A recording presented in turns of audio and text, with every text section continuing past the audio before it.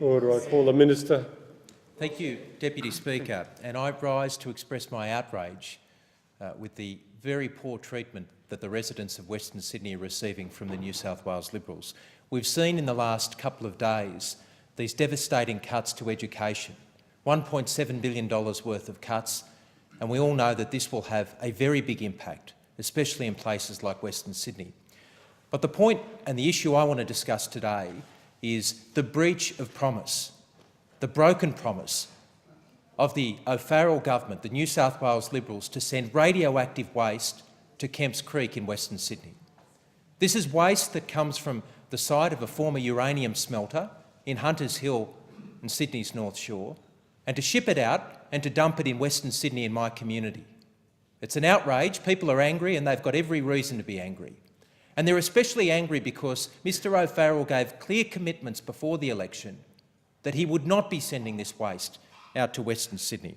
In fact, I have a letter here on dated the 25th of October 2010, where he referred to the waste and the plan to move the waste out to Kemps Creek as utterly unacceptable and dangerous. I think the idea of reclassifying the waste so it could be accepted at Kemps Creek is appalling.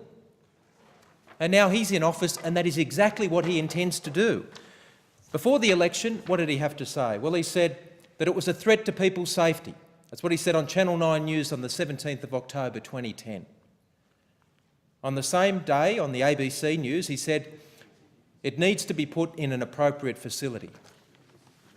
Well, to rub people's noses in it, the state Liberal member, the member for Mulgoa, who up until Saturday also happened to be a councillor on the Penrith City Council, she got up in the council after having run a campaign against this before the state election, where she said such things as, the people of Western Sydney are not the dumping ground for Sydney, especially for radioactive waste. It is unsafe waste material and should not be dumped in our community. Well, she got up at a recent council meeting and defended this plan to send it out west. And what did she say?